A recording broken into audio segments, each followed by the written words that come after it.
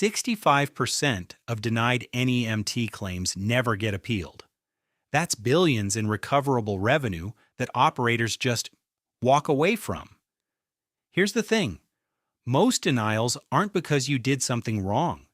They're processing errors, missing documentation, or timing issues that are completely fixable. But most operators look at a denial, think not worth the hassle, and write it off. That's a massive mistake. I ran the numbers on this. The average NEMT operator loses about $1,200 per vehicle per month in denied claims that could have been recovered. For a 30-vehicle fleet, that's $36,000 a month you're leaving on the table. $430,000 a year. Here's what we're going to cover: why appeals actually work, the three-step system that gets results, and exactly what to document from day one so you're never scrambling when a denial hits. First, appeals work way better than you think. The industry average appeal success rate is 78%. That's not some optimistic marketing number. That's what happens when you follow the process correctly. The reason most operators don't appeal isn't because appeals fail. It's because they think the process is some impossible bureaucratic nightmare. It's not. Brokers want to pay legitimate claims. Denials are often just workflow hiccups: wrong billing code, missing signature, trip submitted 3 days late instead of 2. Fixable stuff. One operator I know in Georgia started appealing every denial last year. 32-vehicle fleet. He was writing off about $18,000 a month in denials before that. Now he recovers $14,000 of it every month. That's $168,000 a year that used to just disappear.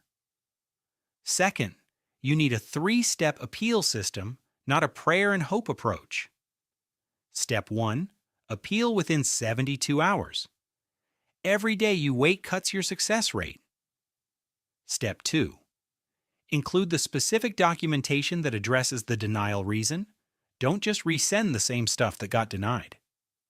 Step 3. Follow up exactly 14 days later if you haven't heard back. Here's what most operators get wrong.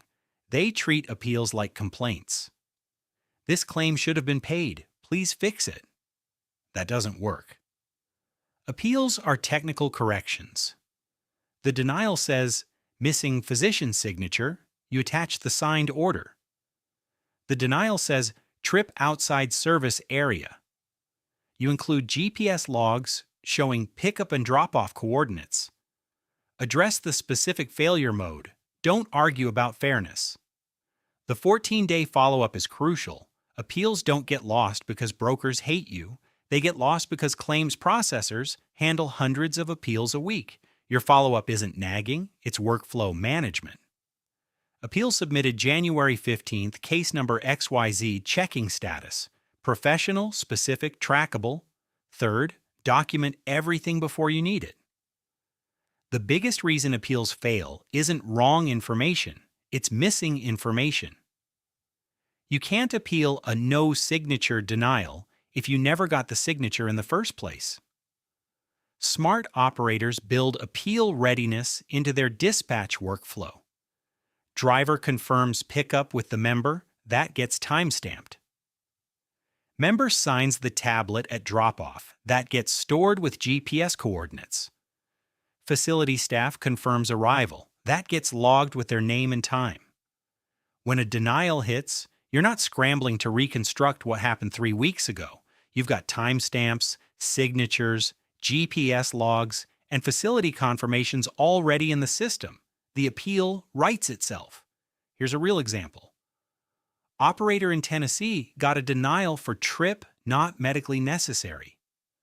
Broker claimed no physician order on file. This operator had built documentation into his process. Every trip assignment included the physician order number, authorization date, and diagnosis code. Took him 15 minutes to pull the records, attach them to the appeal, and submit. Claim got approved within a week. $840 recovery. Same denial would have been a write-off for an operator who wasn't documenting properly. No physician order in the system, no way to prove medical necessity, no successful appeal. The math here is simple.